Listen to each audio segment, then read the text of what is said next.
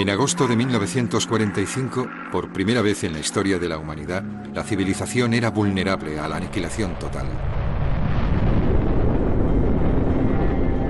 En un instante, los acuerdos de guerra que habían sido aceptados fueron dejados de lado. El moderno campo de batalla estaría ahora a 15.000 metros por encima de nosotros. Y la muerte viajaría por estas nuevas fronteras en las alas de un avión bombardero. Mientras que Gran Bretaña se preparaba para la paz, el país se había sumido en otro tipo de conflicto. Uno que forzó a la nación a aprender un nuevo lenguaje de guerra. Tan pronto como nos llamaran a filas, era una guerra nuclear, la tercera guerra mundial nuclear. Una bomba era aproximadamente equivalente a todas las bombas lanzadas por los aliados en Alemania durante la Segunda Guerra Mundial. Nuestra misión era un viaje de ida, donde ibas a hacer estallar el mundo y nadie lo sabía. Para mantener su posición en el nuevo orden mundial y satisfacer las exigentes normas de esta nueva guerra tecnológica, una vez más, Gran Bretaña volvió a girarse hacia la industria de la aviación para la siguiente generación de máquinas de guerra. No había ningún otro país que pudiera producir una aeronave como los bombarderos V. Para su época eran casi como naves espaciales. Como plataforma para lanzar el Armagedón nuclear, el papel del avión bombardero estaba preparado para dominar el paisaje político de las siguientes 2 décadas. La aviación era el sistema de lanzamiento para la disuasiva nuclear.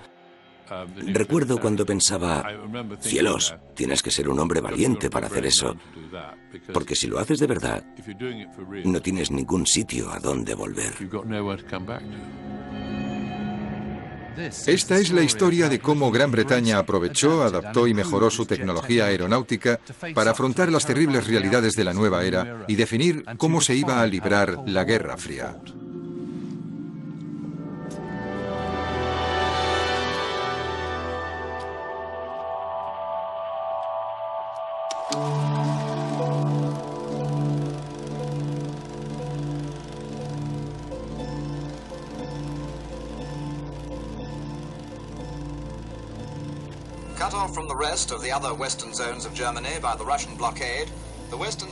En junio de 1948, Berlín se convirtió en el primer detonante de la Guerra Fría.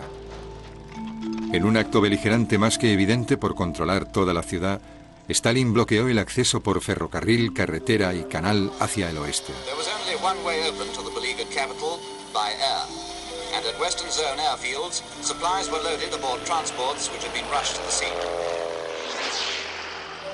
En un solo año, 200.000 vuelos lanzaron alrededor de 5.000 toneladas de provisiones en Berlín Oeste. Una cosa había quedado demostrada: ese avión era el rey. Y mientras que no había nada que igualara el gran número de tropas soviéticas en tierra, la superioridad en el cielo pertenecía al oeste. Al final de la guerra, Gran Bretaña lideraba el mundo en la tecnología de la aviación. Pero las viejas seguridades del imperio se habían ido, y a finales de los años 40, el país se vio forzado a alinearse con Estados Unidos y la bomba en un nuevo conflicto ideológico entre el este y el oeste. Y por supuesto, éramos conscientes en ese momento de que el ejército soviético, el enfurecido y arrasador Ejército Rojo, como solían llamarlo, era 5 veces más grande que las fuerzas de la OTAN. Tenían millones de tropas bajo las armas bien entrenadas, eficientes. Tenían algunos de los mejores tanques del mundo y muchos de ellos llevaban la parte de atrás levantada porque habían conquistado a los alemanes. Como la tensión entre las superpotencias se intensificaba, una fuerza de ataque nuclear de los Estados Unidos se convirtió en un elemento permanente sobre suelo británico. This force is a combat-ready offense force. It is a deterrent force dedicated to the prevention of war, any war, large or small. This offense force is complemented by the Joint Allied Early Warning Air Defense System. Gran Bretaña era para los estadounidenses un portaaviones insumergible amarrado frente a la costa oeste del norte de Europa. Es mucho más fácil volar desde Lincolnshire hasta Leningrado que desde Estados Unidos a Leningrado. Es Es el alcance era a menor alcance, mayor descarga y todas esas cosas. Como principal aliado de Estados Unidos en Europa, Gran Bretaña estaría de lleno en el punto de mira soviético si la Tercera Guerra Mundial comenzaba. Por supuesto que era nuestro objetivo primordial, porque los Estados Unidos tenían rodeada a la Unión Soviética con las bases aéreas y podían fácilmente alcanzar la mayoría de los centros políticos e industriales. En 1949, frustrando toda expectativa, la Unión Soviética hizo explotar su primera bomba atómica.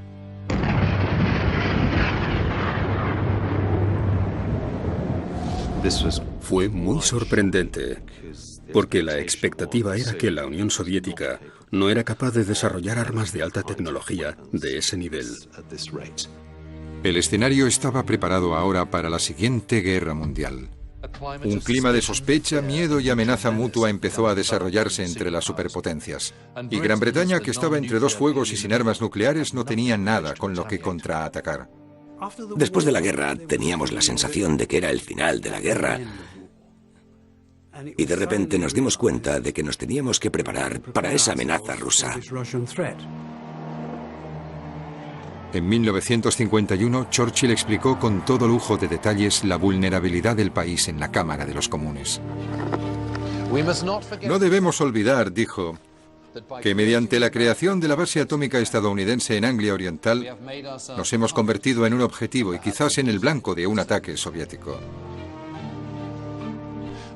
El 28 de marzo del año pasado, dije en el Parlamento que si, por ejemplo, los Estados Unidos tenían 1000 bombas atómicas almacenadas y Rusia tenía 50 y nosotros conseguíamos esas 50, far beyond anything we have ever endured, would be our lot.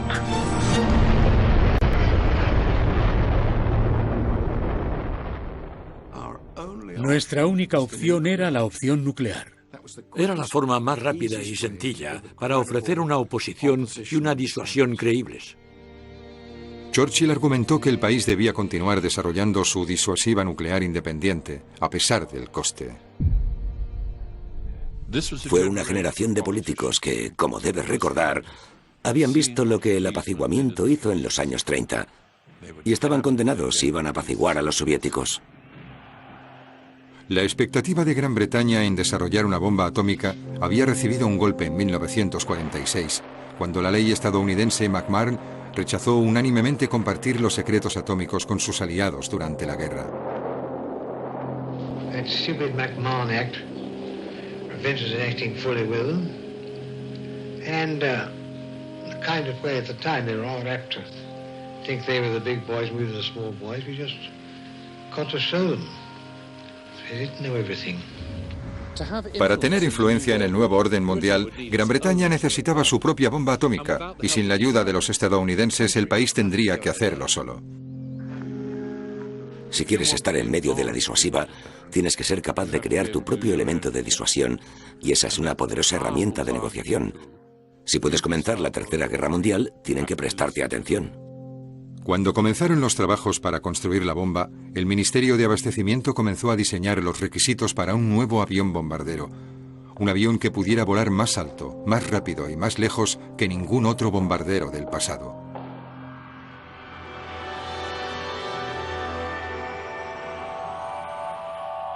En enero de 1947, el Ministerio de Abastecimiento publicó estas especificaciones de la licitación número B3546. Era un pedido para un nuevo avión bombardero que necesitaban con urgencia, uno que fijaría nuevos y exigentes obstáculos para las empresas de aviación. Les pidieron que fabricaran un bombardero que pudiera volar al menos a 15.000 metros, esto es, fuera del alcance de cualquier misil soviético. También debía tener una velocidad de crucero de largo alcance de 930 kilómetros por hora. Finalmente tenía que ser capaz de transportar una bomba atómica de 5 toneladas. Era una sensación extraordinaria poder hacer lo que te propusieras. Era una sensación extraordinaria también el hecho de que hubiera recursos disponibles para llevar a cabo proyectos de diseño aeronáutico extraordinariamente ambiciosos. La primera propuesta ganadora vino de la mano de Avro, con sede en Manchester. Esta era una empresa con pedigrí, responsable de bombarderos como el Lancaster y el Lincoln.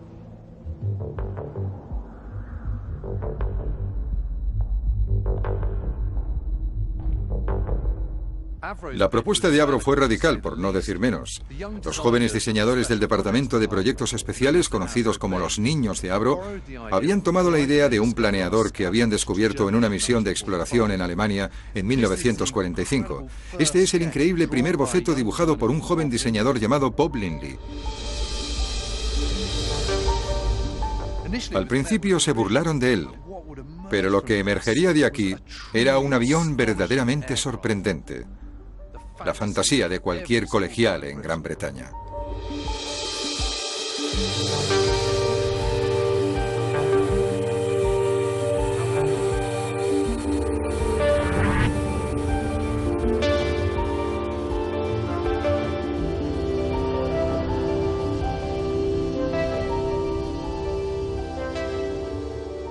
Tony Blackman fue piloto de pruebas del Vulcan. Tuvo que ser increíble cuando se dibujaron los primeros diseños y cuando salió por primera vez de ese hangar. Oh, sí, absolutamente. Quiero decir, es algo totalmente diferente. Pero estaba al filo de la tecnología en aquel momento. Hicieron realmente un trabajo magnífico. Nadie había hecho un ala delta como este, ¿no? Y ciertamente no a esta escala. Bueno, en aquel momento no. Sabíamos muy poco en el Reino Unido sobre diseño de alas o diseño de ala delta, y tuvimos que recibir la ayuda de los alemanes. Habían trabajado mucho más sobre ello. Cuando volaron el avión, descubrieron que amortiguaba a alta velocidad. Si te fijas ahí arriba, el borde delantero exterior donde está la marca 1, tenía que estar inclinado para eliminar esa amortiguación, pero llevó varios años encontrar la solución. Con lo cual, supuestamente había un número de ventajas teniendo el ala delta. Sí, claro. Bueno, obviamente podía... Aparte de la potencia, era muy potente y por supuesto el motor cabía, lo cual es muy importante. Y como puedes ver, los motores no asoman por ningún sitio. Están completamente escondidos en el ala. Pero la cabina de mando es muy pequeña. Ah, la cabina de mando era diminuta y la vista desde ahí era horrible. Me subí hace poco, miré y pensé, ¿cómo es posible que me las arreglara para pilotar esto? La segunda empresa en conseguir un contrato fue Handley Page, archienemigo de Avro. La empresa había construido el bombardero Halifax de la Segunda Guerra Mundial y estaban trabajando en una aeronave con alas en forma de media luna, diseñadas para la navegación a gran altura de crucero. El diseño fue obra del jefe de aerodinámica, un alemán. Sin embargo, al desarrollo de los aviones le siguieron accidentes y retrasos. El gobierno decidió que era necesaria otra aeronave menos avanzada como respaldo. La tercera empresa que se adjudicó un contrato fue Vickers Armstrong. El banquero estaba tan preocupado como el ministro de Abastecimiento. Vickers prometió un nuevo avión bombardero que cumpliera con todos los criterios, pero que no ampliara mucho los límites tecnológicos. Y lo más importante, también aseguraron que lo conseguirían bajo presupuesto y a tiempo. Ahora puedes pensar que es extraño que debieran construir 3 bombarderos. ¿Por qué no construir solo uno? La razón es que, en realidad, la experiencia de la Segunda Guerra Mundial demostró que se podía decir qué tipo de avión lo haría mejor. Así que construyeron 3 con la esperanza de que alguno fuera mejor que los otros. Fiel a su palabra, el 18 de mayo de 1951, el Valiant de Vickers fue el primero de los nuevos aviones bombarderos en despegar de la pista. 2 años más tarde, fue directo a la cadena de producción. No me lo podía creer, porque había estado pilotando aviones con motor de pistones exclusivamente hasta ese momento. El Valiant despegó y subió como un ángel melancólico. Yo veía que el automedidor daba vueltas y vueltas y vueltas y vueltas muy rápido, intentando coger el ritmo del avión. Decidido a no ser eclipsado por el Valiant, Avro hizo todo lo posible para hacer volar al Vulcan. En agosto de 1952, aquí en Woodford, el Vulcan salió finalmente de su hangar. De cerca, la aeronave era una figura urbana con un traje de raya diplomática. Este era Rolly Falk, el piloto de pruebas que había pilotado aviones alemanes capturados hasta Fort Bragg durante la guerra. Falk rezumaba confianza en sí mismo y una calma imperturbable, pero nunca antes había volado un avión como este. Y al entrar en la cabina de mando, no puedo dejar de pensar que debía tener cierto nerviosismo. Pocas semanas después de su primer vuelo de prueba, el Vulcan fue presentado en el espectáculo aéreo de Fort Bragg. The new Avro 698 4-engine jet bomber. Cuando el avión tronó por la pista, el público se quedó paralizado por una visión del futuro. Y cuando subió después del despegue, Rolly Falk hizo algo que ningún bombardero había hecho antes. Hizo un tonel volado con la aeronave. Aquellas maniobras difícilmente podrían no impresionar a cualquiera que tuviera interés en la aviación. Un bombardero haciendo un tonel volado era algo inaudito. Ese fue el espectáculo que terminó con las travesuras de los bombarderos. A Rolly Falk le regañaron después, no por razones de seguridad, sino porque eso se consideraba un comportamiento impropio de un bombardero. En cualquier caso, no se puede negar que su alegre pirueta por el cielo había cambiado la imagen lenta y torpe del bombardero para siempre. Y, por supuesto, al público le encantó. 2 meses más tarde, el tercer avión de la Fuerza V, el Victor, alcanzó los cielos en Boscombe Down. Este fue el bombardero más electrónico y aerodinámicamente avanzado que el mundo había visto jamás. Podía ir más rápido, más alto y con mayor poder destructivo que todos los bombarderos Lancaster de la Segunda Guerra Mundial juntos. Para su época eran casi como naves espaciales. Y lo mismo pasaba con el Vulcan. Quiero decir que eran tan avanzados que tenías que pensar en el Victor o en el Vulcan al lado de un Lancaster o un Shackleton para ver el enorme paso que se había dado. Este avance generacional era considerable. Un año más tarde, el Victor apareció en el espectáculo aéreo de Fort Bragg con un llamativo trabajo de pintura. Sí, lo vi por primera vez en ese color extraño, el que tenía primero en Fort Bragg. El fuselaje negro y las alas plateadas, e incluso entonces era un avión que impresionaba.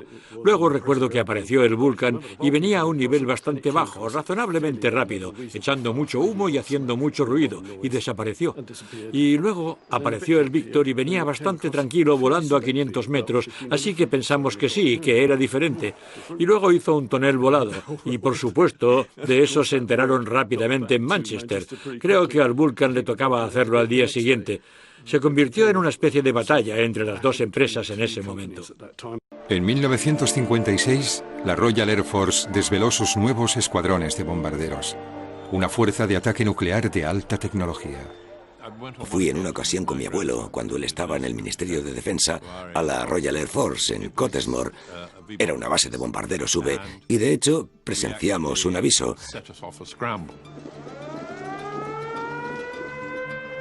Y vimos ese rastro negro que se dirigía al cielo y ese ruido atronador. Quiero decir, el pecho se estremecía con las ondas sonoras que lo golpeaban. Me acuerdo que pensaba, no sé si asustarán al enemigo, pero Dios mío, a mí me han asustado. Gran Bretaña también se estaba poniendo al día en la carrera armamentística. En 1952 el gobierno de Churchill había probado la primera bomba atómica del país. Pero ese mismo año las apuestas habían subido aún más. Los estadounidenses explotaron un artefacto termonuclear que fue rápidamente seguido por una bomba rusa Megaton. La bomba A había superado 1000 veces a la bomba H.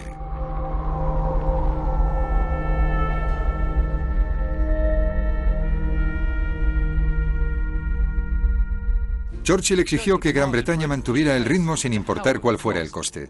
Era el precio a pagar por un asiento en la mesa principal y una oportunidad para influir en la agresión de la superpotencia. En 1957, Gran Bretaña se hizo termonuclear. The Valiant swung into a 1.8 G-turn through 140 degrees on its planned escape course.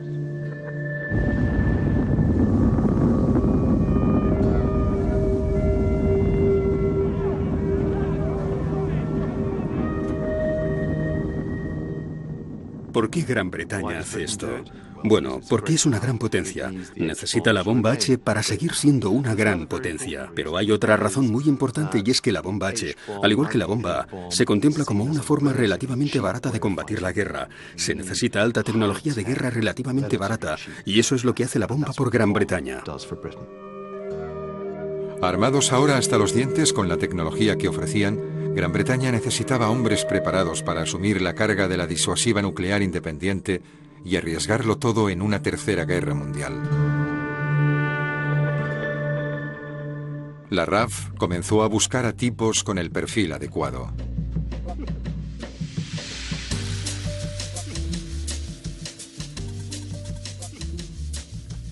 Fui entrevistado personalmente por el vicemariscal, quien entonces era, en 1958, Bing Cross. No creo que hubiera hablado antes con un vicemariscal del aire. ¿Vas a la iglesia? ¿Juegas al rugby? ¿Tienes utensilios de cocina? Esos eran 3 de los estándares que Bing Cross estaba buscando. En otras palabras, buscaban carácter. Los bombarderos V eran tan avanzados que hacía falta una tripulación de 5 hombres altamente formados para pilotarlos. 5 personas. Primer piloto, copiloto, navegante radar, navegante plotter, oficial de sistemas electrónicos aéreos, y eras un equipo. La expresión que solíamos utilizar como tripulación del bombardero era matrimonio sin sexo. Después de 18 meses de entrenamiento riguroso, la RAF estaba lista para dar a conocer la capacidad nuclear del país. Esta era una cuestión que el gobierno tenía ganas de enfatizar. Los líderes mundiales fueron invitados a las bases de los bombarderos V no para comprar, sino para ser impresionados y en algunos casos para ser advertidos. Para ser creíble, como elemento de disuasión tenías que demostrar a tu público y, por supuesto, al agresor potencial que realmente tenías esa capacidad. A medida que avanzaba la Guerra Fría, el poder destructivo de la bomba H mantenía una paz angustiosa entre las superpotencias. La bomba se había convertido en una herramienta de negociación, una herramienta con más éxito aún si se mantenía en la reserva. Es difícil hacer una comparación, pero se dice que una bomba transportada por un Vulcan era aproximadamente equivalente a la potencia explosiva de todas las bombas lanzadas por los aliados en Alemania durante la Segunda Guerra Mundial. Lo cual es alucinante si lo piensas. Los vertiginosos días de los diablos desafiantes volando y haciendo piruetas de victoria sobre Fordbrough habían terminado. Los pilotos y las tripulaciones ahora vivían de forma permanente en el frente de la locura, asegurándose mutuamente la destrucción.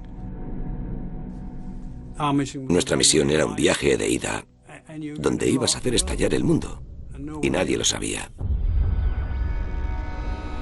Esa misión de ida se pondría en marcha si los ojos y los oídos del país en Filing Dales, North Yorkshire, detectaban un ataque soviético.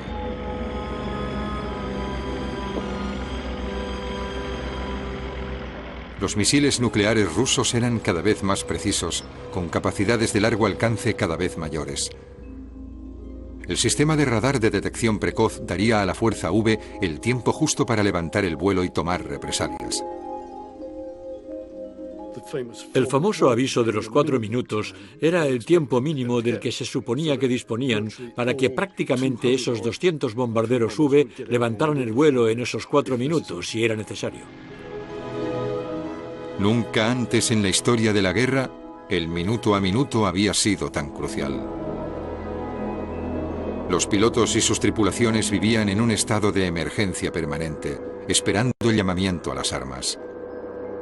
Era la ARR, Alerta de Reacción Rápida. El plan era que cada escuadrón tuviera fijada una aeronave y una tripulación en ARR, y que esa aeronave fuera cargada de bombas. Y tú llevabas puesto tu equipo de vuelo listo para salir, inclinabas la aeronave y así podías despegar del suelo en cuestión de minutos.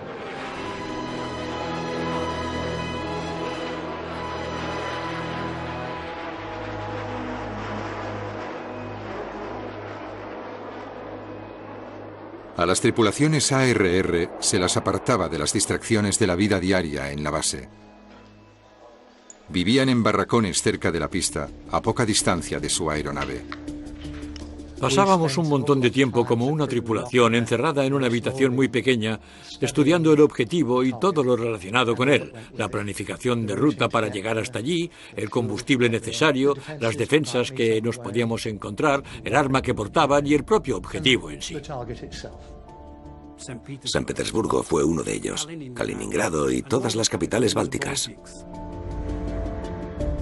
Las tripulaciones vivían con 3 estados de disposición: la alerta normal de 15 minutos, la ocasional de 5 minutos y la más alta de todas de solo 2 minutos. Los hombres eran puestos a prueba constantemente en cada nivel, de día o de noche. Nos daban un coche porque si recibíamos una llamada se escuchaba por la megafonía de toda la estación. Era la llamada de puesta en marcha en 5 minutos. Las tripulaciones tenían que subirse en esos coches, correr hasta la aeronave, subir a la cabina y cerrar la puerta. Después encender los motores y rodar hasta el final de la pista. Y luego conectarnos al final de la pista. Había varias palabras clave, una para encender los motores, una para despegar, una para ir en punto muerto y la última era 8 este. Si eso ocurría, era irrevocable, no volvías. Asumíamos que en esa fase había armas cayendo sobre el Reino Unido y que, por tanto, se nos estaba enviando para hacer ese trabajo. Estos ejercicios tenían lugar las 24 horas del día, los 7 días de la semana. Con lo cual, en el fondo, pensabas que podía ser la definitiva a donde nos dirigiéramos en ese momento. Puede que fuera media hora más tarde, cuando habíamos alcanzado altura y estábamos de camino, cuando empezabas a pensar, Dios mío, esto es real.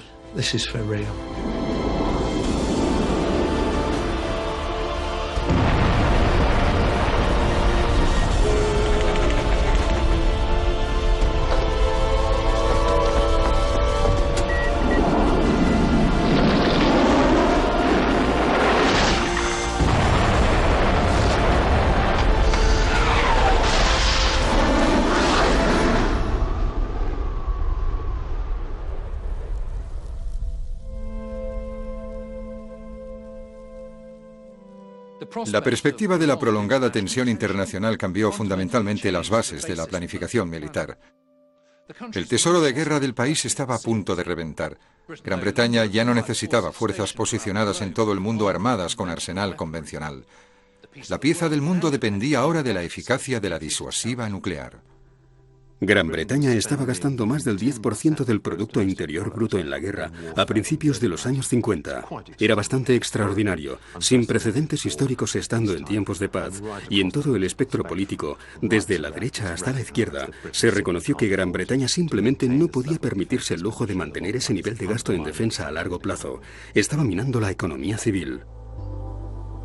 Había llegado el momento de revisar no solo el tamaño, sino también el carácter del plan de defensa. Se necesitaba una nueva estrategia. Me acuerdo que mi abuelo, a principios de su etapa como primer ministro, pidió a Duncan Sandys, que era entonces ministro de Defensa, que hiciera una revisión de la capacidad de defensa, el coste, las necesidades operativas, posibles costes futuros, y quedó muy claro que, a partir de ahí, Gran Bretaña no podía permitirse el lujo de adoptar el compromiso que había tenido hasta ese momento. El 4 de abril de 1957, el ministro de Defensa, Duncan Sandys, se puso de pie en la Cámara de los Comunes para presentar su libro blanco, esbozo de la futura política. A pesar de la expectación, el discurso fue en su gran parte bastante aburrido, pero entonces llegó el remate final. Oculta bajo la sección Investigación y Desarrollo, Sandys explicó su decisión de parar los pies a la industria de la aviación. Pero Sandys se había referido al avión de caza, no al bombardero. Los aviones de caza, pensaba, tenían ahora un papel limitado en la guerra de alta tecnología moderna. Su desarrollo era caro y había demasiadas empresas privadas construyéndolos. Sandys se centró en un arma para la Guerra Fría más barata y más eficaz. Un arma que finalmente sellara el destino del bombardero V. El misil balístico intercontinental.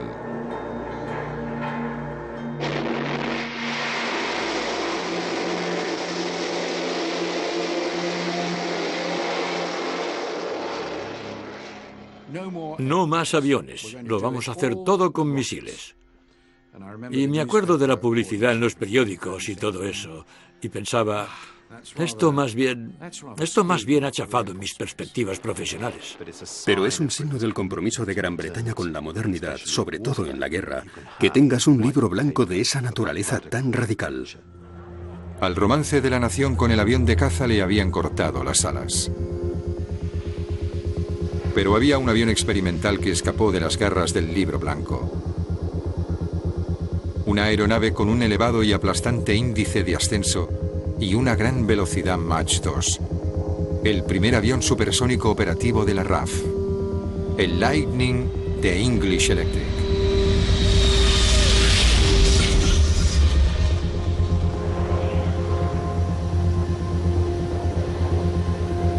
El Lightning era capaz de maniobrar con cualquier arma que los rusos le dispararan, y solo los mejores pilotos conseguían pilotarlo.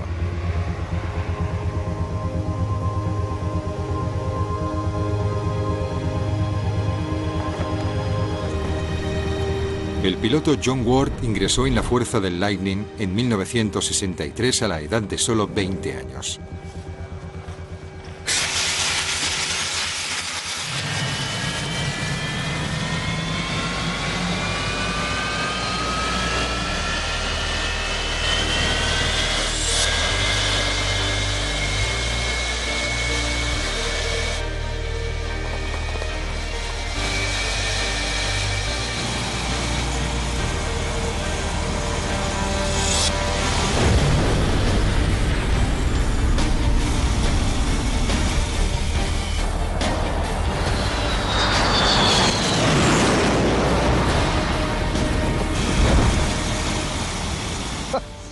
Es increíble, ¿no crees? Madre mía. John.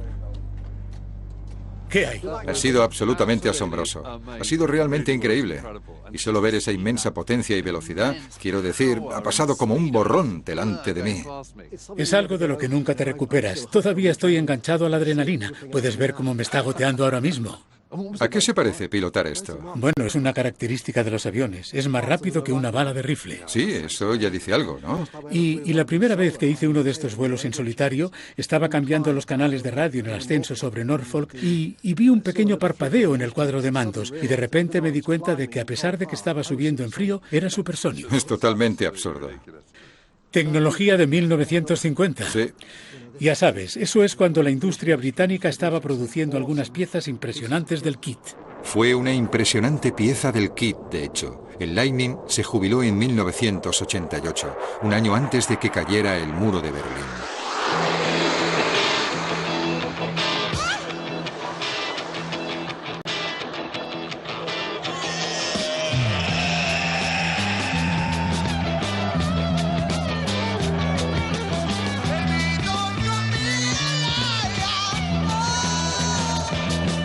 Gran Bretaña era un país a punto de experimentar un rápido cambio social. Atrás quedaron los días de quitarse el sombrero ante los líderes de la aparición. El gobierno estaba a punto de descubrir que el público tenía voz. El Viernes Santo de 1958, un grupo de académicos, científicos y líderes religiosos se reunieron en Trafalgar Square para marchar en protesta contra la vertiginosa carrera armamentística.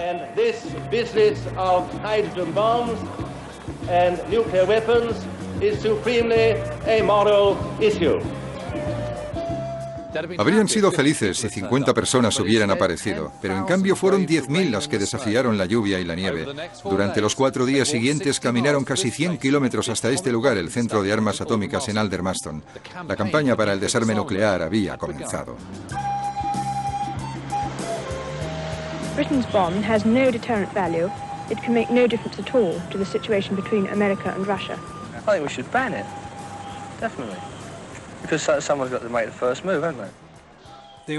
Todos pensaban, estoy seguro, de que lo estaban haciendo bien o que estaban intentando frenar lo que estaba pasando. Pero esto ya había ocurrido. Es decir, ya habíamos explotado una bomba atómica en Japón, ya la habíamos explotado en la isla de Navidad. Los estadounidenses habían trabajado sobre armas termonucleares en el desierto de Nevada. Así que realmente, en el momento en que inventas algo, no puedes desinventarlo, ¿no? Era una discusión que traería un terrible e intenso alivio. El 14 de octubre de 1962, un avión espía U-2 voló alto sobre Cuba para ver si había algo de cierto sobre los rumores de que los rusos estaban construyendo bases de misiles en la isla. Las imágenes que trajeron de vuelta llevarían el mundo al borde del Armagedón.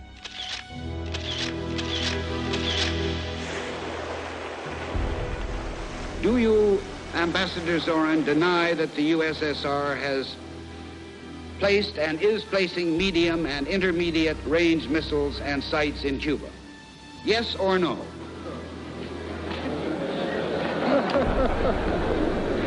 You will have your answer in due course.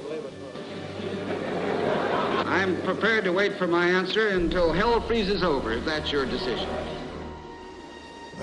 Los estadounidenses tenían suerte de vivir protegidos entre dos océanos, así que tener al enemigo a las puertas o que la capacidad de éste pudiera alcanzar su territorio generaba ese miedo. Si técnicamente pueden hacerlo, lo harán mañana. Como Kennedy y Khrushchev se enfrentaban el uno al otro, al primer ministro Harold Macmillan le quedó claro que a pesar de que el conflicto estaba teniendo lugar a más de 6.000 kilómetros de distancia, era Gran Bretaña la que estaba en primera línea. Me acuerdo que una tarde mi abuelo tenía una reunión con el jefe de jefes del Estado Mayor y el secretario permanente del Ministerio de Asuntos Exteriores y su secretario de Asuntos Exteriores. Y yo estaba en la sala y el secretario permanente dijo: «Señor primer ministro, su nieto está en la sala. No debería estar escuchando, esto es confidencial». Y mi abuelo le miró y le dijo: «Si nos sale mal, esto tendrá más repercusión en él que en nosotros». El presidente Kennedy le dijo a mi padre en Viena que podían destruirles muchas veces. Khrushchev respondió: «No se puede comparar. No tengo tantos cañones balísticos como tú y yo solo puedo destruirte a ti una vez». It shall be the policy of this nation to regard any nuclear missile launched from Cuba against any nation in the Western Hemisphere as an attack by the Soviet Union on the United States, requiring a full retaliatory response upon the Soviet Union.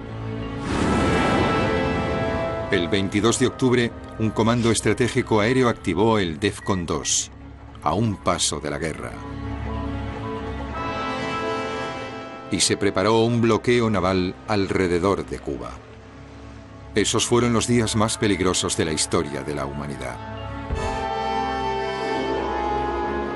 El 27, sábado negro, cuando el público británico se preparaba para un fin de semana de fútbol, la RAF se preparaba para la destrucción del mundo. Nos pusieron en el nivel más alto de disposición posible, el 2. Los motores estaban funcionando al final de la pista, tragando combustible, mientras que decidían si finalmente despegábamos súbitamente o volvíamos al estado de disposición 1-5 literalmente en minutos. Recuerdo que le decía a Mary, a mi mujer: «Si pasa algo y nos ves despegar si nos llamaban, lo que me gustaría que hicieras es coger a los niños, montarlos en el coche y conducir hasta el oeste de Escocia. Creo que allí estaréis a salvo». Si la guerra comenzaba, 150 bombarderos V seguirían una ruta de vuelo predeterminada hacia el este. Iríamos para allá primero, cogeríamos todos los objetivos del Báltico y la parte occidental de Rusia, lo que permitiría a los estadounidenses venir con sus B-52 para seguirnos.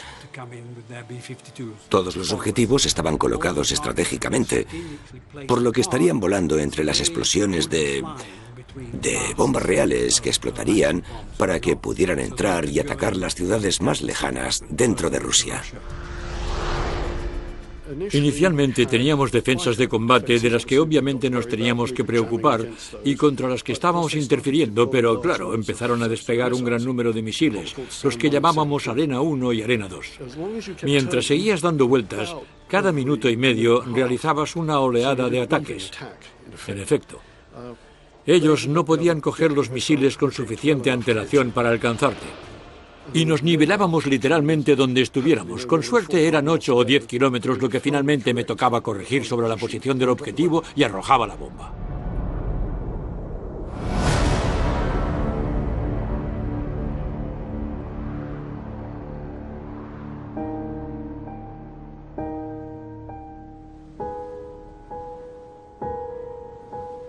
Siendo ya una fuerza utilizada, los bombarderos V volvían a casa.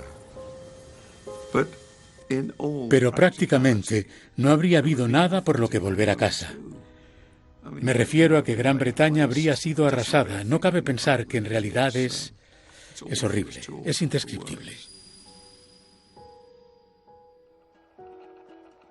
En el último momento, Khrushchev ordenó a sus buques que se alejaran del bloqueo estadounidense. La crisis se había evitado. Creíamos en nuestros políticos por ser personas racionales. Creíamos en los soviéticos por ser personas racionales. Y en Khrushchev por todas sus fanfarronadas y su zapato golpeando en las Naciones Unidas. Y al fin y al cabo, cuando se enfrentó al bloqueo contra Kennedy, demostró ser racional. Pero si la disuasiva de Gran Bretaña había sido presentada, no estaba tan claro cuán eficaz habría sido. 2 años antes de Cuba, hubo otra crisis de misiles. Un avión espía U-2 pilotado por el agente de la CIA Gary Powers fue alcanzado en el cielo mientras fotografiaba lugares militares en el espacio aéreo soviético. Lo que fue sorprendente es que el U-2 estaba volando a 20 kilómetros de altura. Si los misiles tierra-aire soviéticos podían alcanzar un avión a esa altitud, también podían destruir un bombardero V. La primera reacción, supongo, fue que tal vez Duncan Sands tenía razón después de todo. La fuerza V se había convertido en la fuerza vulnerable. La única opción era pasar por debajo del radar. De repente, de la noche a la mañana, todas las tácticas cambiaron a un vuelo de alto nivel sobre Europa Occidental y, conforme te acercabas a Europa Oriental, entonces caías en picado y volabas lo más bajo que podías sobre el suelo. Y luego, cuando te acercabas al objetivo, ascendías para coger altitud, soltabas la bomba y luego dabas la vuelta e intentabas llegar a casa. A los bombarderos V se les dio una nueva mano de pintura de guerra. El blanco antidestellos fue sustituido por el camuflaje más prosaico. A los pilotos también se les proporcionó una pieza de equipamiento adicional. También nos dieron un parche para el ojo, y la razón de ello era que si estábamos en el aire y había una explosión, los rayos nos sacarían un ojo. A continuación, podrías quitarte el parche y continuar con el ojo bueno. Ese era el pensamiento de la época. Cuesta creerlo, ¿verdad? Pero esto era... Quiero decir que solíamos practicar esto. Cubríamos el avión y nos poníamos un parche en el ojo y volábamos con un ojo, y luego nos lo quitábamos y volábamos con el otro ojo. Tengo que decir que no era una filosofía muy reconfortante, y sospecho que si hubiéramos estado tan cerca de una detonación nuclear que nos hubiera dejado ciegos, aquel habría sido el final del juego en cualquier caso. Pero los bombarderos no habían sido diseñados para volar bajo y no se adaptaron bien a su nuevo entorno. Hubo muchos sobresaltos. Y quiero decir, yo conozco a navegantes que en el momento en que iban a un nivel bajo se empezaban a poner malos y estaban malos durante 2 horas a un nivel bajo. Era bastante horrible. El fuerte aire turbulento estaba haciendo estragos sobre la integridad del Valiant. Comenzaron a aparecer grietas en el larguero posterior de las alas. Al final, toda la flota del Valiant tuvo que ser desechada. Un triste final para un avión que había servido bien a su país. El Víctor salió mejor parado, pero el único bombardero V suficientemente robusto para prosperar a bajo nivel fue el Vulcan de ala delta. Con gran presagio, el Ministerio del Aire ya había comenzado a diseñar la siguiente generación de aviones bombarderos, los más avanzados todavía, los TSR-2.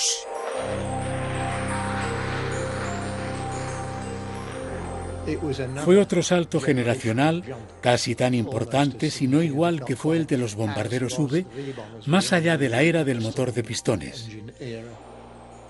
Y me dije a mí mismo que si esto continuaba desarrollándose con éxito, teníamos a un campeón del mundo. Estas son las especificaciones del TSR-2 y francamente es una lista bastante larga. Había de tener una capacidad de ataque nuclear de largo alcance a gran altitud, al igual que los bombarderos V, pero también tenía que ser capaz de funcionar como un avión de caza a baja altura. Además de eso, tenía que ser capaz de volar bajo todas las condiciones climáticas y de ser capaz de transportar el último y más sofisticado sistema de radar del mundo. Por si esto no fuera suficiente, también tenía que ser capaz de volar a velocidades supersónicas de hasta Mach 2. Si se pudiera lograr todo esto, aseguraría la supremacía de Gran Bretaña en la aviación mundial durante los próximos años. Un avión que lo hiciera todo era estupendo. Y no solo era eso. Como digo, era técnicamente avanzado. Los motores y todo el equipo eléctrico eran brillantes. Hacía todo lo que tenía el Vulcan, más todo lo que tenía un avión de caza, combinado en este avión. En septiembre de 1964, el primer prototipo del TSR-2 comenzó a probarse en el Centro de Desarrollo de Aviones, en Boscombe Down, Wiltshire. El piloto de pruebas fue Roland Beamon, un piloto de combate de la Segunda Guerra Mundial. Pero Beamon y su equipo ya estaban bajo presión. Se habían retrasado debido a problemas con las vibraciones del tren de rodaje, y una prensa hostil se quejaba sobre el dinero que se despilfarraba en el desarrollo de los aviones. El Partido Laborista prometió que si ganaba las elecciones haría más recortes sobre el presupuesto de defensa. El TSR-2 estaba con seguridad sobre su radar.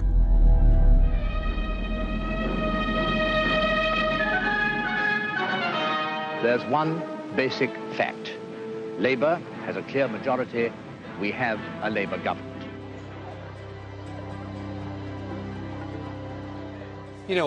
Lo que realmente hubiera sido una aeronave increíble es la culminación de 20 años dándolo todo y todo conjugado en este único avión.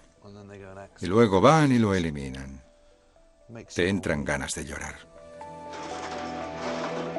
Como diría un ingeniero aeronáutico, todas las aeronaves modernas tienen 4 dimensiones: alcance, longitud, altura y política. El TSR-2 tenía las 3 primeras correctas. El gobierno laborista estaba recortando en proyectos de alta tecnología en Gran Bretaña. Los proyectos heredados de los gobiernos conservadores de los años 50, y trataba de reemplazar esto con un nuevo tipo de revolución tecnológica, menos militar, menos orientada al prestigio, más preocupada por el desarrollo económico, más preocupada por la vida cotidiana de las personas.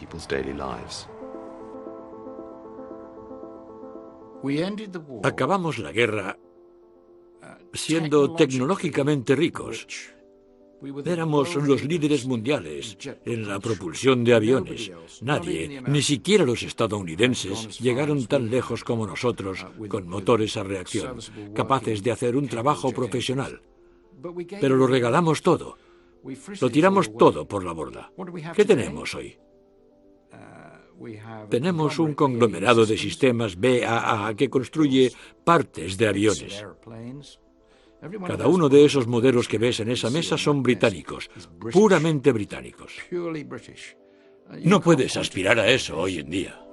En 1969, la Fuerza V había sido considerada como un vehículo de ataque en la Tercera Guerra Mundial. La disuasiva estratégica nuclear de Gran Bretaña fue traspasada a la Royal Navy. El gobierno había decidido optar por un misil balístico de lanzamiento submarino llamado Polaris, un diseño americano. Tenía sentido. Éramos vulnerables. Un submarino era invulnerable. Este sistema era superior, porque el nuestro, supongo, se había vuelto cada vez más vulnerable y penetrable, e iba a ser más difícil cada año que pasara. Apenas un año antes, los estadounidenses realizaron una órbita alrededor de la Luna. Y por primera vez en nuestra historia vimos claramente nuestro mundo tal y como era. Pasamos de ser espacios abiertos en el océano a ser muy conscientes de que vivimos en un pequeño punto en la infinidad del espacio y todos estamos juntos dentro. Y la era del avión a reacción nos unió de alguna manera, casi más que lo hizo la era inalámbrica o la era de la televisión. La era de los reactores había hecho del mundo un lugar más pequeño. Había cambiado nuestra percepción sobre nuestro planeta y sobre nosotros mismos y definió dónde vivimos y cómo vivimos.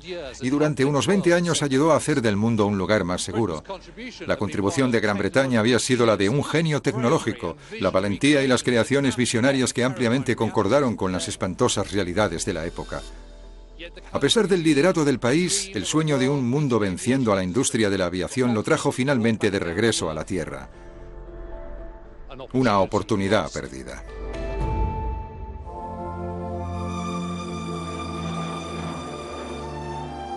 Probablemente intentamos hacer demasiado.